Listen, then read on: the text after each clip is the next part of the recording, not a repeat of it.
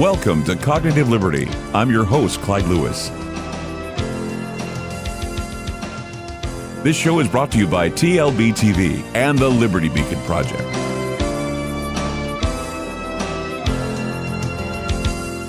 Hello and welcome again to Cognitive Liberty. I'm Clyde Lewis. We're on the Liberty Beacon Network. We're glad to be here. And a very special guest today on this program, because I say he's a special guest because of his courage and what it is he's trying to tell us about. John Captain is with us today.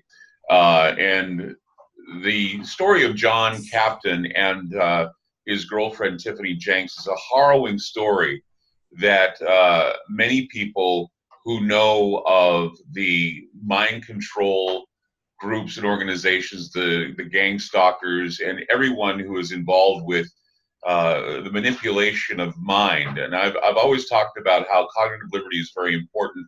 Mind control is out to destroy cognitive liberty, and abuse, traumatic abuse, creating dissociative disorders and many other problems that are facing us. In fact, in John Captain's case, and of course his girlfriend Tiffany Jenks, unfortunately, she was murdered. And John believes that the case has not been thoroughly investigated, which denotes the possibility that we may have another element involved, perhaps an element of mind control, either from Illuminati sources or other sources. And so, John, welcome to today's edition of Cognitive Liberty. Thank you for being on the program. Yeah, thank you. Good afternoon to you. So let's go back. I know that on my other show that I do, the radio show Ground Zero, you've talked about this subject matter. It's a very hard thing for you to talk about, but you're seeking justice, and you're also seeking information about why someone who was very dear and close to you was murdered. Let's go back to the beginnings of the story, and I think people, once they hear what you have to say, will realize the importance of why we're discussing this on a show like Cognitive Liberty. Well, thanks, Clyde. You know, as you well know, and some of your listeners do know, I'm not familiar with any, I guess you call it conspiracy theory type situations. So when Tiffany Jenks was murdered back in October of 2013 in Fairview, Oregon, things didn't add up. And I was concerned that things weren't adding up in the courts, the police, the media. And I mean, as I was going along with after she had been killed, I was confused as to why it was the media was lying to the public, and why it was I wasn't getting any, any kind of questioning or help with her murder in terms of what evidence that I held, both from my business there in Oregon, in Portland, and personally, the information that Tiffany had supplied to me. So with the two things combined, my personal knowledge of her case, plus my store's cameras that were recording the situation as it was unfolding that night of the murder, and the fact that none of that was adding up or showing up in the courtroom or to the police, I knew that something was wrong right away. I just didn't know what.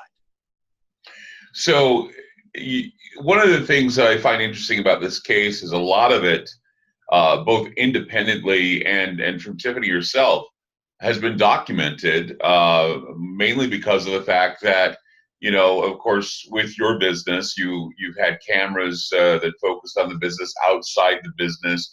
You were able to, and Tiffany also recorded her conversations, phone conversations, sometimes even conversations with you, colleagues, and even conversations with people who said they had her best interest at heart, but in reality were trying to mind control her, or at least push her in a direction which she became depressed, addicted to medications and drugs and alcohol. How did that all begin? Well, unbeknownst to me, Tiffany was concerned for her life for the last several years. And as she tried to discuss those issues with me, I wasn't having it, because I didn't believe any of what, was being put out there in terms of mind control, the kind of signals that she was giving me that her life would be over. But, primarily what it was I had about 6 or 8 months after she was murdered, as I was investigating, her mother had given me her passwords to her iCloud account. And that wasn't even the thing, because her iCloud account was actually deleted out 100% 2 days before she was dead. And this can easily be confirmed with Apple just by making a phone call. So this is no news. Apple confirmed it to me. But what was amazing was Tiffany had stolen one of my cell phones. And Apple was fully aware. It was registered to the police, stolen, and I wanted it back, and we fought about it. But she recorded issues that she had with her life, and some being a cab driver and her part in this spiritual enlightenment, aka murder, dead. And then other parts were with a therapist. Now, being that I'm not, one to question the therapist's, motives, and at the time when I listened to him, I didn't even know what the meanings of his words meant. I went to the state of Oregon on several occasions with the state licensing board for therapists, and I was specific and told them what I had. And, they didn't want to take the information that I had, and they certainly didn't investigate what the therapist was saying to her. And then by chance, luckily, I met you. So that happened on August 14th, I believe, 2014. So, and she died October 8th. So that was some, however many months that is later that I had met you. And that's when the entire investigation began to make sense, because I was able to take what she said and put that against what I learned from not only you, but later on Fritz Springmeier and others. And so her words then were very clear about her involvement in this, New World Order, occult world / mind control program. The peculiarities, I didn't understand it. Right. The peculiarities from the recordings that you presented to me gave me an indication that something was amiss. There were a number of recordings. One that I heard that really shocked me was that she was in a car with a person, and she was talking with this person, and the person was going to tell her what he did as an occupation. And she said, well, what was the occupation that you want to tell me? He says, oh, you won't believe me if I told you. And he says, well, give me a try. And he went on to say that he was a security guard, some sort of security guard at an underground base, a military base where he said aliens existed.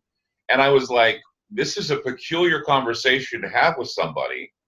Beyond that, she had conversations with others who had these clandestine operations that they were involved with, that they wouldn't go into much detail, but it was almost as if they were telling her of these so-called weird occupations. And then, of course, her therapist, which I don't know if he was licensed or not, you hear what he has to say, and he says things like, I don't care who you are, I don't care of the weird people you've associated with.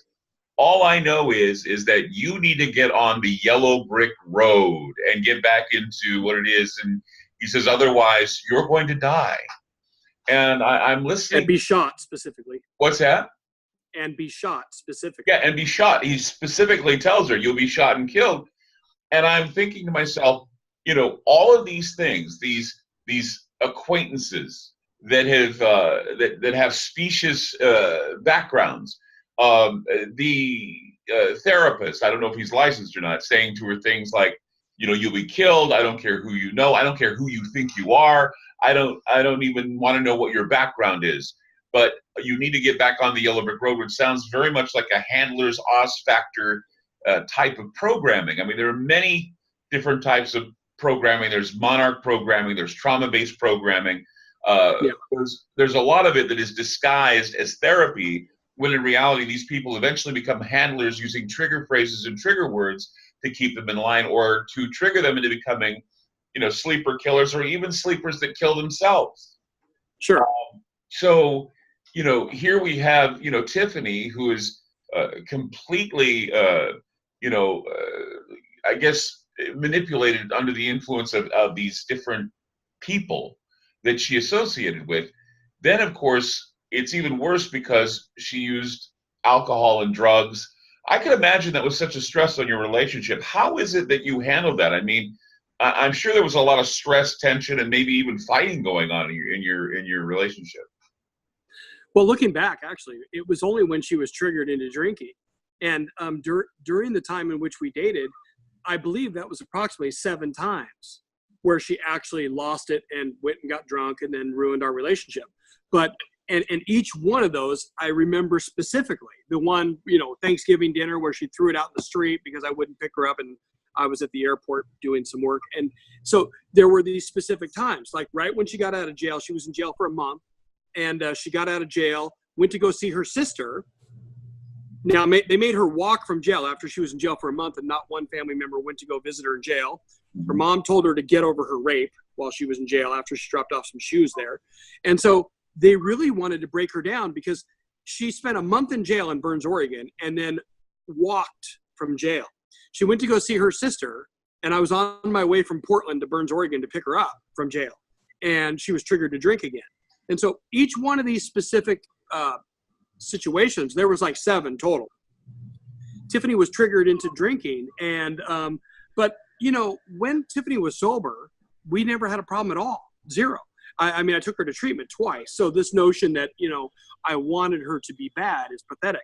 But most importantly, her trauma-based mind control is where they were able to trigger her into this, what do you call it, cognitive disassociated situation. Or whatever.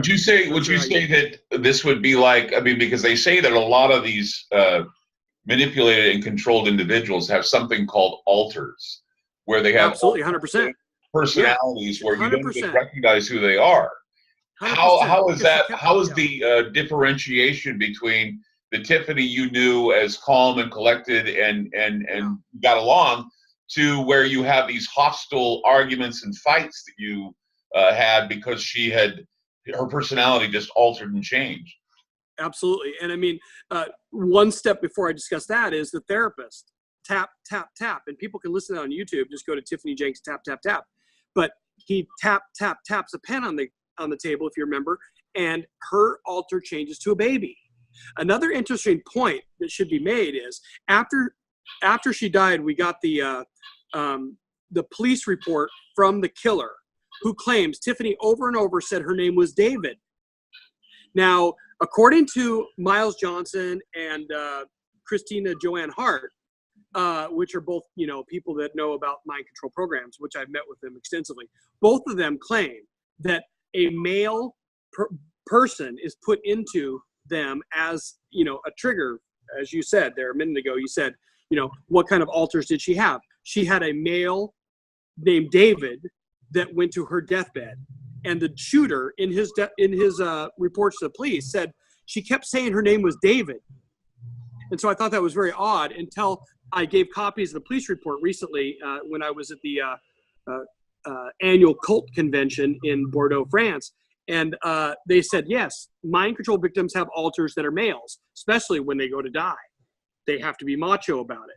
And so, that was just an interesting point. But back to the point that you made about Tiffany and her alters.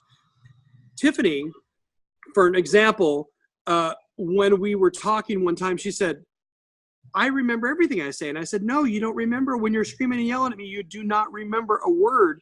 And I said, I played it for you when I recorded her on my cell phone, her screaming at the top of her lungs. And when I played it for her during our discussion, she said, I couldn't even believe that was me. Because her voice as a normal, unmind controlled person is absolutely night and day difference. And what I find odd is, and this is how one of the ways you'll know for sure that she was triggered into this. She always said I hit her, and I never once hit her. And I found it very odd that she said that because I just don't hit women. And we're having a lag here. We're hoping it comes back. Did we lose it? I don't know. We'll see. It's still recording, so yes. Video that we recorded there we go. We just lost connection here for just a second. Is that okay? So it'll be edited. It'll be edited, but reiterate what you were saying. So basically, you know, Tiffany had these alters, and these alters would just scream and yell at the top of her lungs. And there was about 7 different times total where she would get drunk, freak out, and disappear for sometimes up to, you know, a week, you know, with all these mad claims. One being that I ever hit her, of which of course I never did hit her, and I found it very odd that she would say that. So yes, there were specific times where Tiffany would alter into these freak out modes. And some of them were, you know, like when we went to Thailand together, we had a vacation. In the morning, one morning, she wakes up and she says, "I love you more than anyone in the world. I love you so much, John." And then that afternoon, she absolutely, after she uses her phone to call home, she freaks out, absolutely out of control in one of her triggers, which I didn't even know what that was at the time. And she had to leave the country on our 3rd day of our vacation. Fritz Springmeier said it's return to home programming. They're not allowed to, you know, go enjoy their lives at all. But, you know, what you have is a night and day situation where the person is calm, normal, human. Hi, how are you? And the next day they're yelling at the top of their lungs, "Your mom's going to die," and just the weirdest out there stuff while she's screaming. So, well, okay. So besides the instability, which somebody could write off as normal for you, though it wasn't normal because, of course, you have these moments of peace and contentment. But were there any other things that stick out in your mind as beyond the idea of friction that maybe she answered to people that you couldn't believe that she would associate with? Well, I mean, truly, she ended up around some people that I did not agree with, and I didn't want her to be around, and I said it a million times. Mind you, these are the same people that ended up, in my eyes, killing her, sending her to her deathbed. And these people were protected by the courts and her family. And so, you know, for instance, here's an example. She lived with a gentleman named Tony for the last 2 months of her life when she disappeared. That person was never investigated by the police, even though Tiffany emailed me and said, "John, Tony, Tyson want us to die." So I received that email about 5 days before, or 10 days before she was dead. And I had that physical email for the police. And of course, when they investigated the murder, I told them, I have these emails, I have the killers going around the block. And guess who else? Tony, going around the block in his silver Mercedes car. And so there were these these groups of people that were absolutely involved in her murder that were never investigated. And to what level, I don't know. At what level, who shot or whatever. But yes, there were many people that were involved. And then in terms of Tiffany, she told me straight out. She said, and I just didn't get it. She said, "You have no idea who I am. And when you find out, I hope you have a newfound respect for why I never told you." She says over and over, "I had to ruin us just to stay alive." And just all these very abstract, weird things that I never could imagine would be, come to fruition. Well, it sounds as though that her programming was to be a person that when she began to attach herself to others, or she began to love or fall in love, or even come close to having these feelings, there was something that would trigger a block and keeping her from being involved or in love with someone that she was afraid of losing. And I think maybe, which brings up another question. Did you ever feel as though when you were with Tiffany that your life was in danger apart from threats from people like Tony or others? Did you ever feel like that being with her, your life was in jeopardy? Never even crossed my mind. How about now? Never. Do you feel your life is in jeopardy now? I know that they want to stop the justice from taking place. Killers are on the loose in Oregon, period, flat out. I mean, you have people circling the block that are on my cameras. The ex-district attorney. You've got people that are on my cameras that killed Tiffany in some way, shape, or form. Do I believe they'll kill again to stop from going to prison the rest of their life? 100%. Am I afraid of them? Not at all. And I don't have fear over this. But what I will say is that without a doubt, our government has an obligation to arrest murderers, and they haven't done that.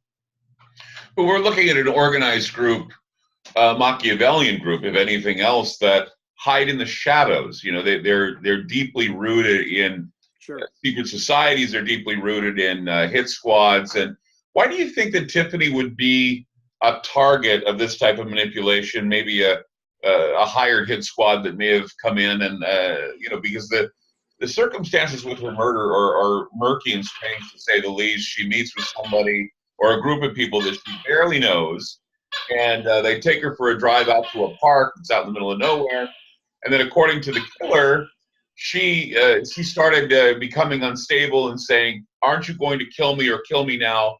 The two others, they have sex in a bush while the killer goes and puts a gun to her head and blows her brains out. What the heck is this? This is First of all, that whole scenario that you just said is a very polite way of repeating what the killers claim to be true.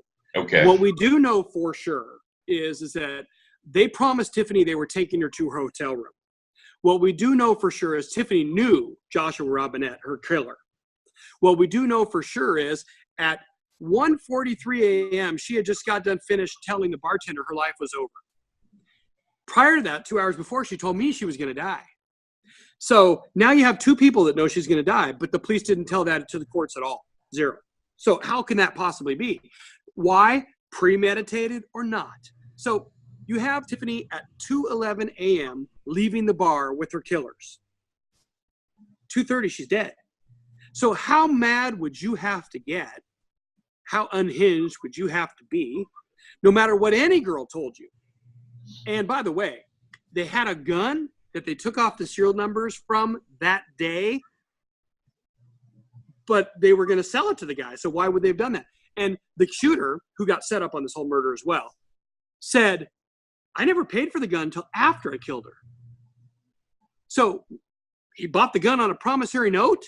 I mean, this is how far you have to go to stretch the truth of her case.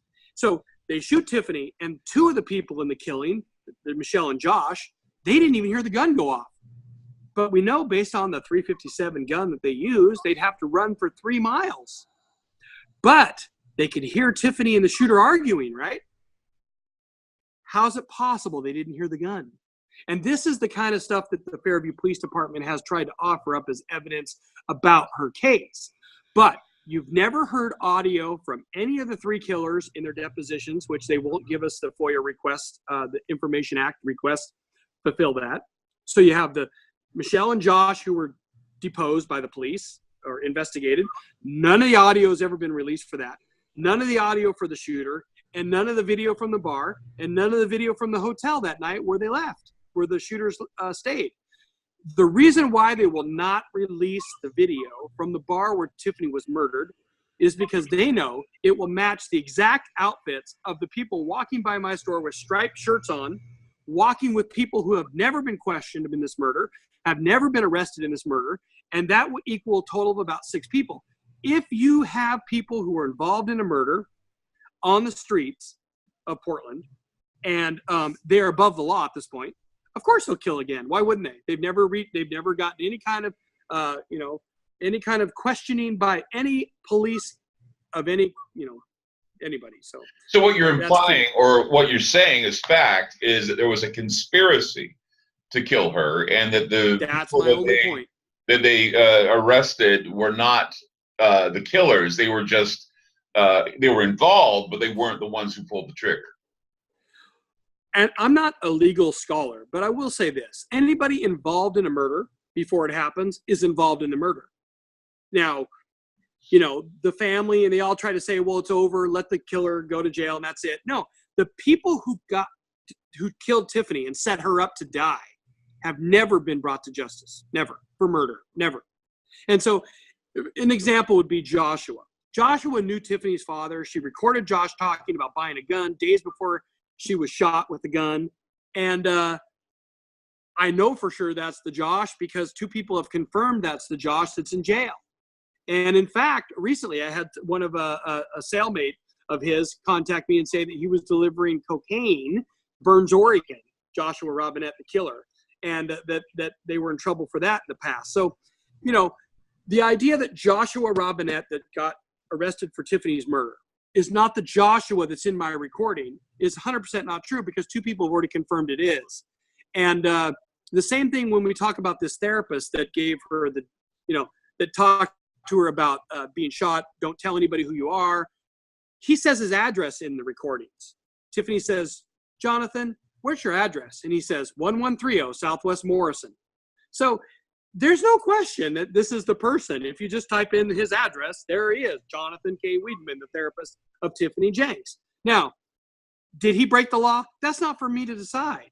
The only question I have is, why is there not a proper investigation into his tap, tap, tap, follow the Elbrick Road, or the fact that Tiffany said, when your life, how does it feel when your life is you find out that you've been, basically mind controlled, and then she seems to collapse in the recording and says, who are you and why are you here? And are you a dark angel? And I'm not a dark angel, and vampires. And in fact, she says, Jonathan, watch it with me. It's not going to be like vampires or on TV or anything. And this is 4 days before she was dead. And so when you have those sorts of recordings about people talking about vampires and death and all this stuff, and then later she dies and it is on TV, and these people are clearly possible vampires. You talk about Michelle, the killer, working for the morgue or the mortuary, dressing dead people. I guess I don't really know what a vampire is myself, but I tell you what, they're pretty freaky. And in the end, it's exactly what she was worried about. Well, there are people who are obsessed with vampirism. We've heard about this. And we know now, because of many reports, that blood ritualizing is something the elite have been caught doing. In fact, many of them now are taking injections of teenagers' blood in order to feel younger again. So, I mean, there are what we can call a modern version of vampirism, or at least a cult, a blood cult, if you will. I mean, there are several bizarre, I think, gatherings and groups and ritualism and secret society and all this. I don't know. Have you, by chance, narrowed it down to what you think Tiffany was a part of? Was it Illuminati? Was it some other cult group, or was it someone that was manipulating her from a distance, like maybe gang stalking her, or perhaps electronically harassing her? Well, I do believe she probably contained an RFID chip. I mean, because of the fact that she was able to be triggered remotely in Thailand. But I believe that she's a part of the New World Order, and it was her task, as she believed, and she even said in the recordings that she did not want her hard work to go towards other people's deaths. What she was referring to was her job running 21 dams in a nuclear power plant at the Bonneville Power Administration at the main office in Portland, Oregon. Now, as an employee of the Bonneville Power Administration, not only did she involve herself in insider trading, according to her words to me, or according to what she told me, but she said she didn't want her hard work to go towards other people's deaths, and that's why she was leaving the BPA. And so what they tried to paint was this picture that, oh, she's a drunk that lost her way, and oh man, the poor girl just went to the bar and spent a few hours around these people, and they went bar hopping, and she got killed. But that's 100% not true. She knew Josh. She went to the bar and talked to them, and from the time they left the bar at 2:11 a.m., she was dead 19 minutes later. She never went to one single bar with her killers, not one. She was outside smoking by herself, and they left, and that's it.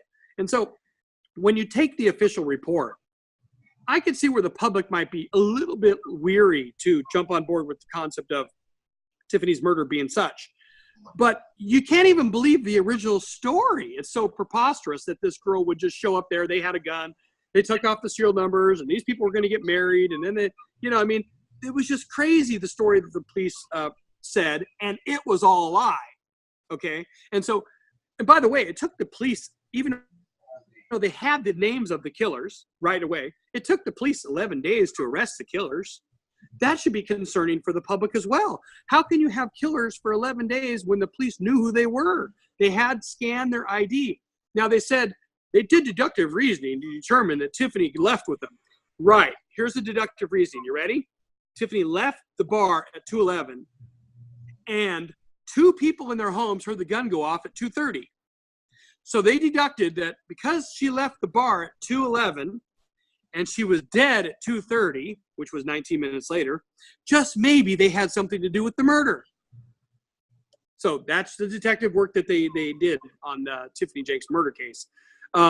You know, and you take some of the clues like them circling the block and whatnot, and you can look at the closed circuit television camera. It's all on the Facebook page at Tiffany Jenks Murder on Facebook, and you can view it for yourself. If you had the video of Tiffany at the bar with her killers, you would see the killer does not have facial hair. Yet the police provided the public with a monstrous guy with facial hair. He looked just like a killer. Now, here's a quick test. If the killer didn't have facial hair, he's the killer that walked by my store with another girl that's involved in this murder that's never been questioned by the police. Very simple. If the police provide the video at the bar the night Tiffany was killed, I will bet you that Tiffany's killer doesn't have a beard. Yet the police, because they're lying to me and you and the public, provided a picture of Daniel Brunell with facial hair. That's key to this. That's why they will not release the public the video of her at the bar, because they know I have proof that the police lied. Now, I'm not implying anything. This is just for pure investigation. Yeah. Were you ever under investigation for possibly being involved with her murder? After all, you were close to her. Yeah, and I would have to have been. Yeah. And did they investigate you? I think that they investigated me enough to find out what I had for evidence in the murder. So those 11-day period, they could cover up the murder. I see. Because every single fact I told them, Tiffany emailed me she was going to die. See, I didn't even know the bartender said she was going to die yet. I didn't learn that till 2 years later. I didn't learn that until I got FOIA requests filled. And that wasn't even from Fairview Police, because they refused to give any evidence in this murder still. I got that by accident by going to Kelso, Washington, and getting a FOIA request where Washington law is more stringent. I believe that I was investigated long enough to make sure that out of my 100 facts to the murder, or 50 or whatever, that they covered their ass on all those facts. An example, Tiffany called me crying for help. Remember that recording? It's so desperate and crying, begging for help. Mm-hmm. They now got to rebuild that as to what that was. And what they're claiming was the night before in Pendleton, Oregon, Tiffany was going to get arrested, so she called me for help. At 3:40 a.m., Tiffany called me crying for help. And the police are trying to claim that was because she was going to get arrested for trying to check into a hotel drunk. And I mean, every single fact I had, they had some story to tell. This is why they use the picture of the killer with a beard, because they know the killer walked by my store with two people that have never been questioned in this murder. And he doesn't have a beard. And he has a very easy to tell striped shirt on, hat, black pants, and black shoes. Now, if me and you looked at that video, we would be able to solve this murder in 3.5 seconds. We'd say, yep, that's him. No beard. Please slide. Framing a story indicates an agenda. What would be the agenda behind the cover-up of this murder, do you think? Well, first of all, I was set up on the murder. I believe 100%. I was supposed to be arrested and probably killed under the Death Penalty Act in Oregon. And that failed the New World Order / Illuminati. And so as that failed and I began to investigate, they did everything, including take me to court, trying to ruin me, every possible thing they can to stop me from, and other people too, by the way, as you well know, they tried to stop the truth from getting told. Why? Because they, first of all, 2 other mind control victims came to kill Tiffany, in my opinion, which would be Michelle and Josh. And they set up the shooter who came from California, shot Tiffany and left. So there was a series of other people involved, including people that have never been questioned in this murder. If they do a correct investigation, let's say the FBI gets involved like they should have a long time ago, then 8 people will go to prison for her murder. And so is that the end game for you, is you want to see those 8 people go to jail? I mean, I know that, you know, you've talked a lot about the background here, that there could be some Illuminati type of infiltration or otherwise meddling with the case. And you know, and have you been contacted by other people who have had similar experiences? Yeah, a lot of people, actually, probably more than 100. A lot of them are actually still afraid to speak out against the abuse that they received as a child. You know, that was another thing, by the way. The therapist said, don't ever remember who you were as a child, you know, and she's like, you know, talking baby voice. But yeah, there have been lots and lots of people who have been affected by the Illuminati, the New World Order, and mind control. And Tiffany and her case is one of many. In fact, Kathy O'Brien, she just emailed me about a week ago. And she, for those of you who don't know, Kathy O'Brien's a famous mind control victim who speaks out against Hillary Clinton and against mind control program. But I have a new website called Program to Die, with 2 M's, by the way.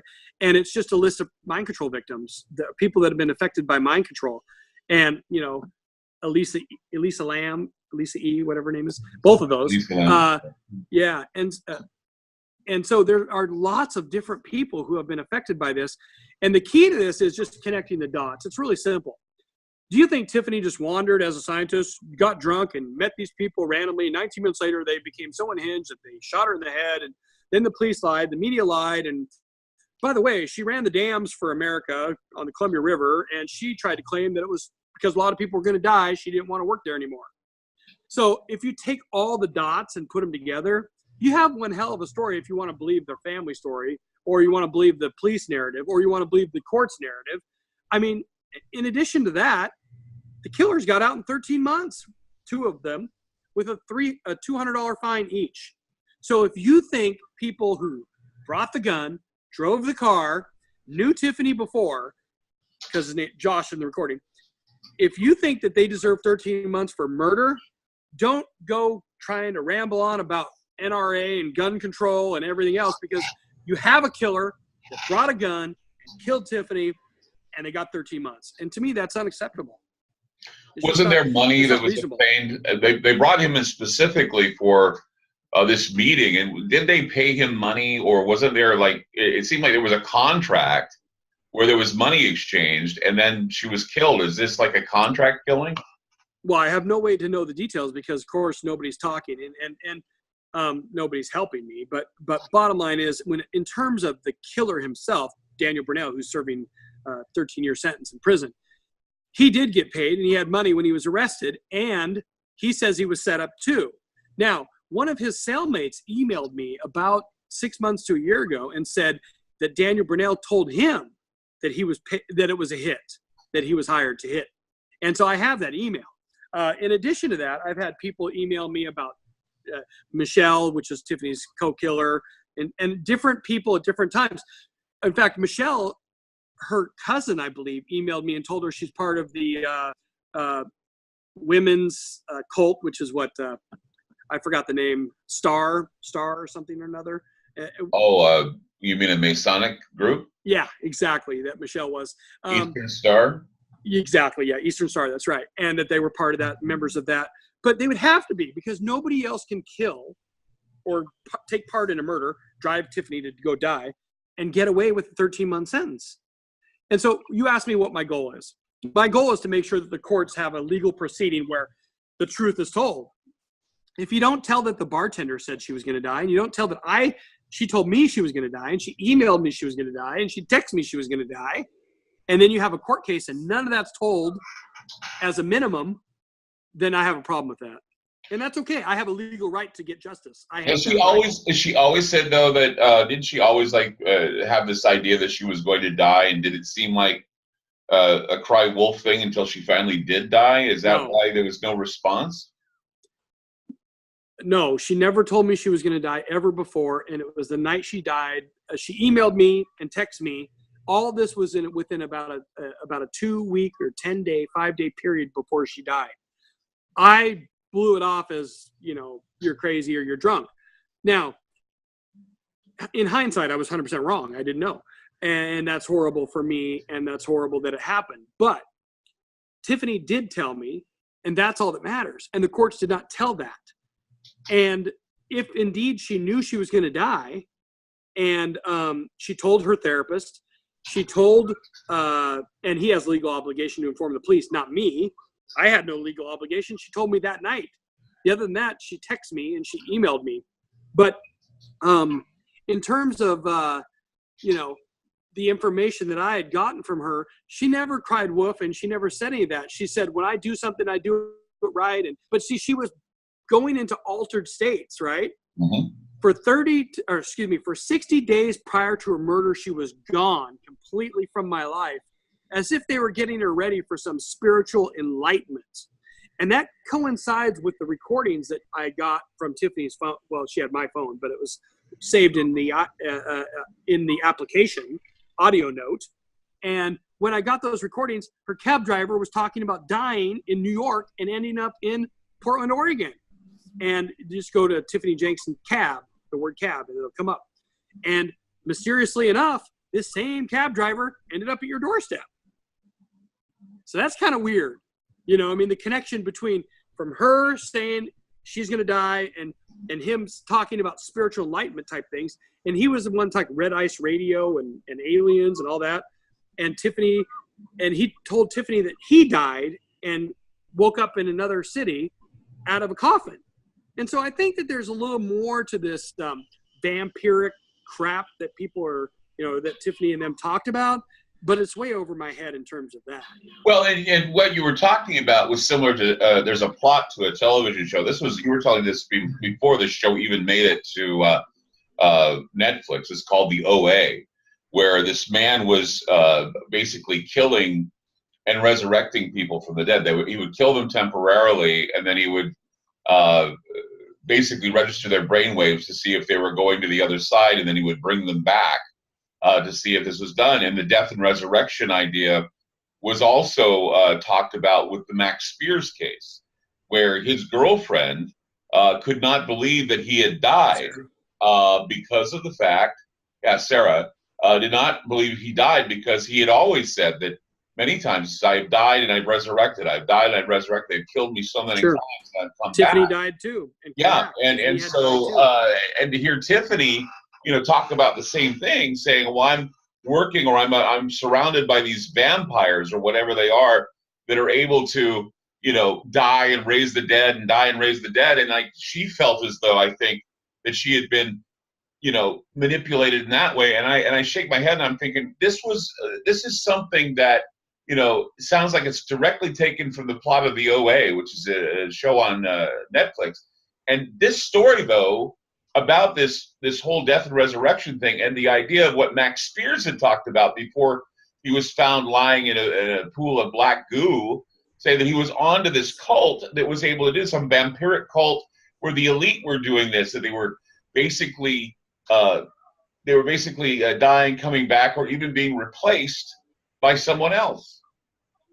Yeah, I mean, you know, and the other thing too, we never know that's the benefit of having a mind control victim, is you don't know what is real and what's not, because they program alters into them. So you don't know. You have no way to know what is true and what is not true. I give you that part. But in terms of a murder, right, when Tiffany was really dead or Max Spears really died, because she is dead, now we know that when she told the bartender that night she was going to die, that she was talking about that night. And so it doesn't matter if, you know, they try to claim, well, you know, John, the bartender heard that many times from other people. That doesn't matter, because other people are not him. You know, she's the one dead. And so we know for sure now that she knew she was going to die. And if she knew she was going to die, it was premeditated. And if it was premeditated, the case has never been brought before a legal court. So basically, she probably knew who her killers were before they killed her, right? Josh. She knew Josh, and she recorded him on the phone that I have. You know, another thing I want to say about, in terms of like the argument that I have with the other part of this, which is, I call it the pro Tiffany dead group. I have a, change.org for Tiffany Jenks. Okay, change.org, Tiffany Jenks, to get the FBI to reopen the case. So if anybody cared about Tiffany, anybody, you think they would want to get to the bottom of the murder, right? Mm-hmm. I remember 60 days after she was dead, getting an email from Tiffany's mother saying, John, we're not going to let this murder consume us. This is 60 days after she's dead. And I'm like, are you out of your mind? I did not understand anything about how these people process death. And so to me, getting that email was just one more sign that something was truly wrong. On top of it, they drove her dead body back 5 hours in their car to Burns, Oregon. Then they gave me her ashes. Then they emailed me a photo of Tiffany dead, which was weird. And then they took me to court to stop me from solving the murder. So the chain of events, which is quite long, actually, that's only about 1% of it. But in terms of a death, if my daughter or son ever died, believe me, I wouldn't be going Christmas shopping in December if she died in October. So they took her body by car to another location. The family did. They emailed you pictures of her body or dead body. I mean, wouldn't that be considered cruel and unusual punishment on the part of the family? I mean, if they were doing that to Dude, you? it was traumatizing. I'll tell you that. Somebody Again, being here. Wait for him to get back.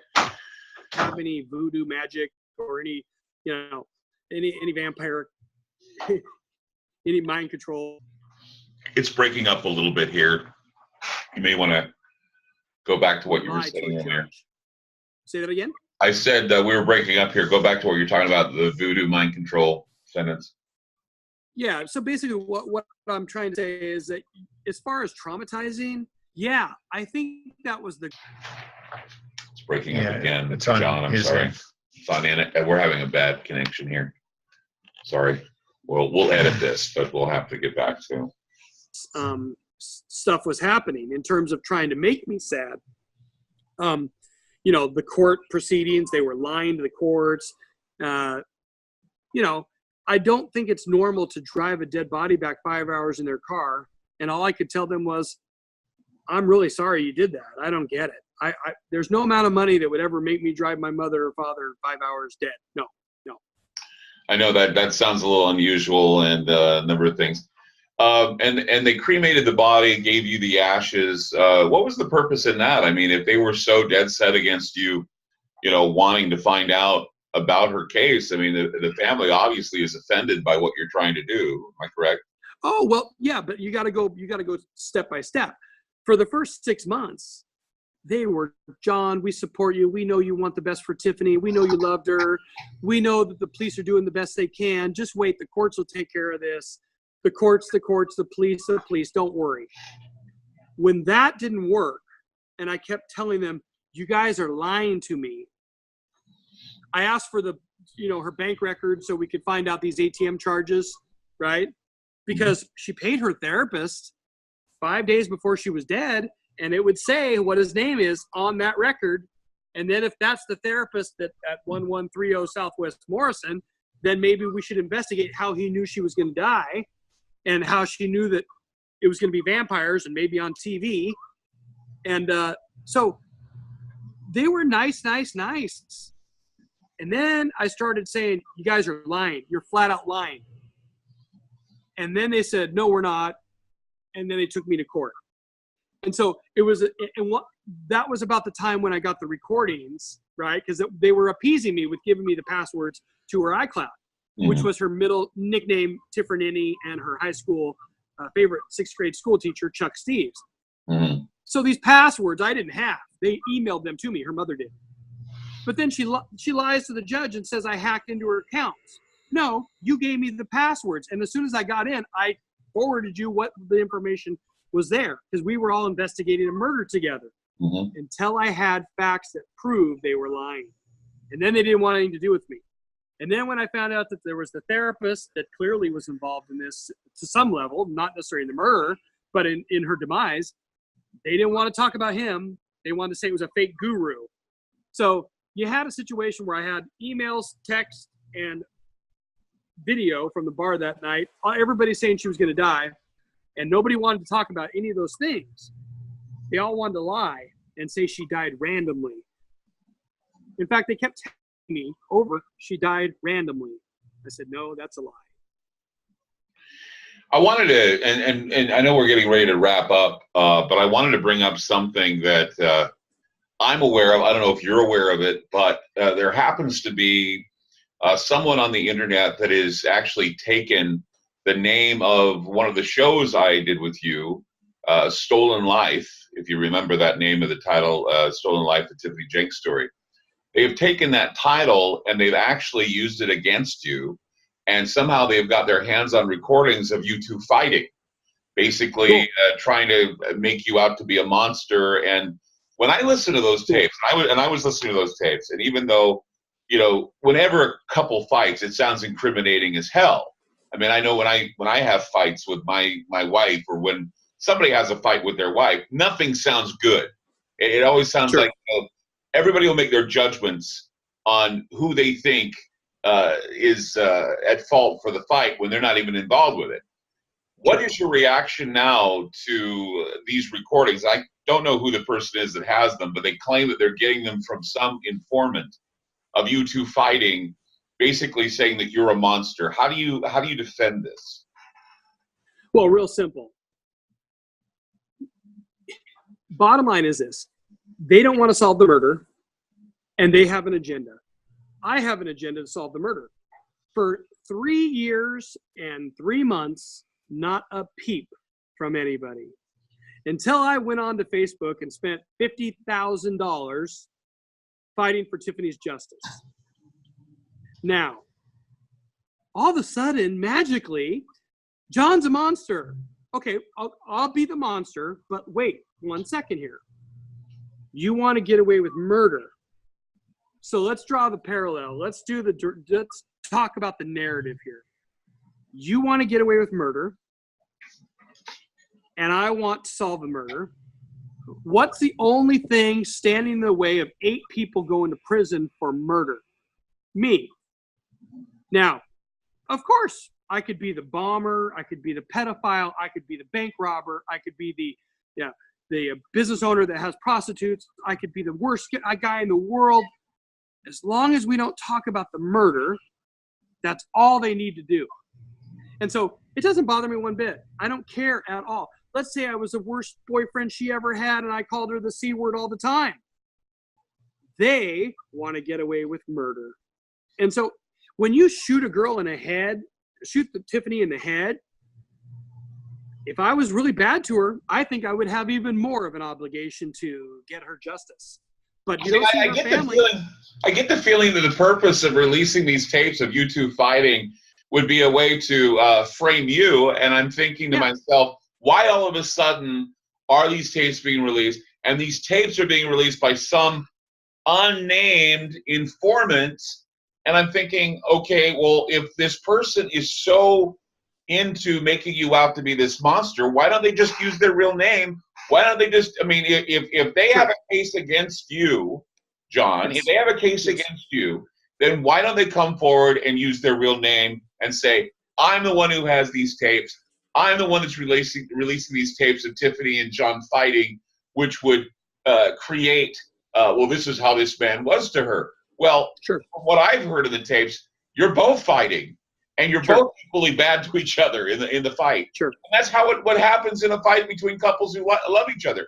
You're both equally bad to each other. Anyone who's been in a relationship where it's an intense, passionate relationship, even where drugs or alcohol or anything's involved, it becomes very ugly. And so to say that they're not ugly is an understatement.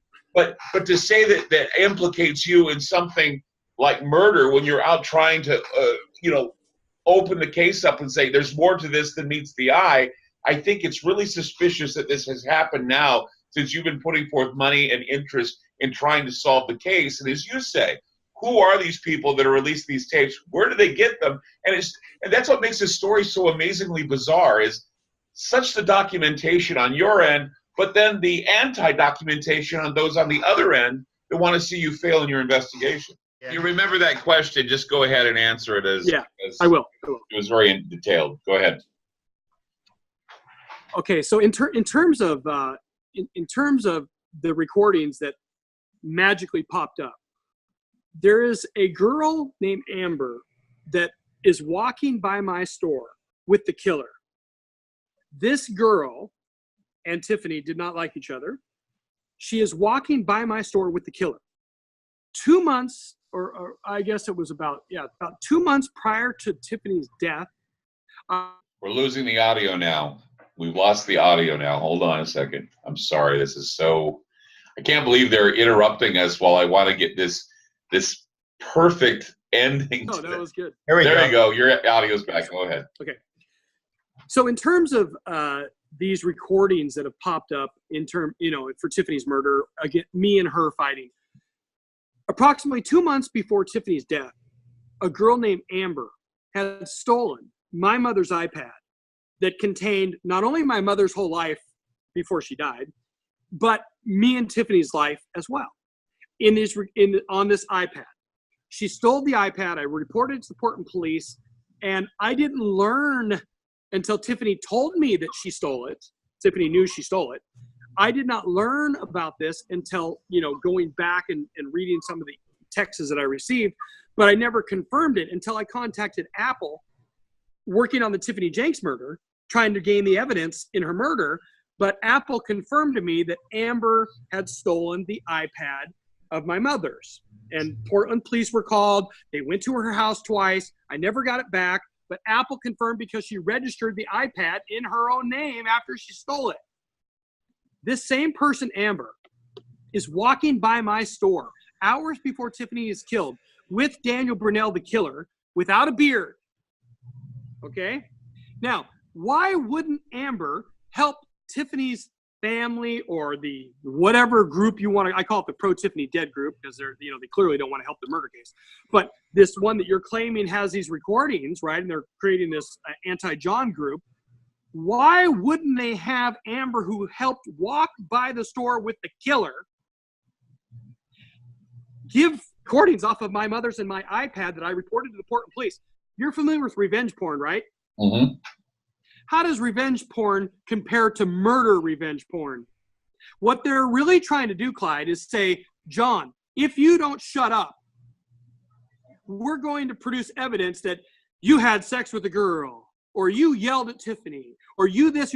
That's a form of blackmail. And worse than that, the information came by a reported stolen iPad, which, hey, listen, I'm not proud of the recordings. But one thing's for damn sure, they are not going to use those recordings to stop me from Tiffany when she got out of the car that night, tripped over a curb, and Daniel Brunell stood over her and shot her in the head. Now, compare the two. Nobody wants to help me in the murder, and they're all liars. Or, shut up, John, because we have a recording of you calling Tiffany the C word. I don't care. I never said I was a nice guy. I'm not claiming to be a nice guy. What I'm claiming is Tiffany got shot in the head, and I have facts to prove who did it. And I have facts. Hey, Fairview police, bottom line is this. Show me a bearded man in the bar the night Tiffany was shot in the head, and I'll stop. But you don't have one. You have a guy with no beard, and Amber, the one who stole the iPad that they're giving the information to magically, is the one providing the information to the killer's helpers. They are helping Tiffany die, basically. I'm just blown away because it's just one more turn, and when I saw that information, I looked at it objectively, and Sure. and I've seen, you and I, we've had fights. Remember, we used to have fights in the beginning, you and I, about, Sure. Because you were upset and you were trying to get the truth out, and I was being difficult with you, but I said, we need a solid case. And so I know of your temper, but when I heard the tapes, I thought to myself, all it is it's just they're fighting. That's it. And I don't know what people can take from the fighting, but just because people fight does not make them bad people. I mean, you and I now, I've investigated this case. Okay, as I'm saying that, you and I have had arguments in the past, but that doesn't make you a bad guy. And it doesn't make me a bad guy that we're passionate about what we want to talk about, what we want to do. Sure. And you have to also throw in, people who've had, relationships with people who've used drugs or alcohol, people, who are in relationships where drugs and alcohol are a factor. They will most certainly fight, and most certainly it will sound horrible. But see, that doesn't make you a person of suspicion. Not in the tapes, I haven't heard you hit anybody or say that she's been hit.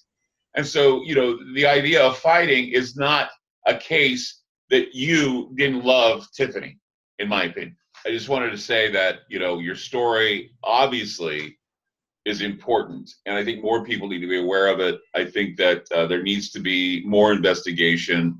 I think we need to be objective with regard to this report. And I just worry that, so many people are trying to silence you. and I don't think they can. When a person is that compassionate and wants to change the way things are, they'll do anything in their power. Which brings us to, what is it that you're doing? What kind of websites do you have? What is it? Where can people go to find out more information from your side? Facebook is primarily, it's Tiffany Jenks Murder on Facebook, or John S. Captain, just like it sounds, Captain, on Facebook. TiffanyJenksMurder.com, or Program to Die is another one.com. But, you know, yeah, learning about mind control is something that people can take on to help with Tiffany's case. However, her murder, put the mind control aside, her murder is not solved. And you cannot have crooked Fairview police investigating a murder that they covered up already. And so that's the problem we have. Nobody's ever going to help in Fairview. They won't even show the video of the bar that night. Very simple thing I want. And so without that, I have no way to stop the corruption that's going on in Oregon. And so, yeah, you're right. As far as people contacting me, they can go to Facebook at Tiffany Jenks Murder on Facebook. We know that mind control is very much something that's against our cognitive liberty. We pray that you find the real murderers behind Tiffany Jenks' death, and that more people have an objective viewpoint as to what's going on. John Captain, thank you as always. A very interesting topic to discuss. Thank you, Clyde. Thank you, Ron. And we know that you have been also working with other people that have this problem. It's not just about you, it's about Tiffany and others that you care about as well. Thank you so much, John. Yeah. All right. Thank you, Clyde. Have a good day. You too.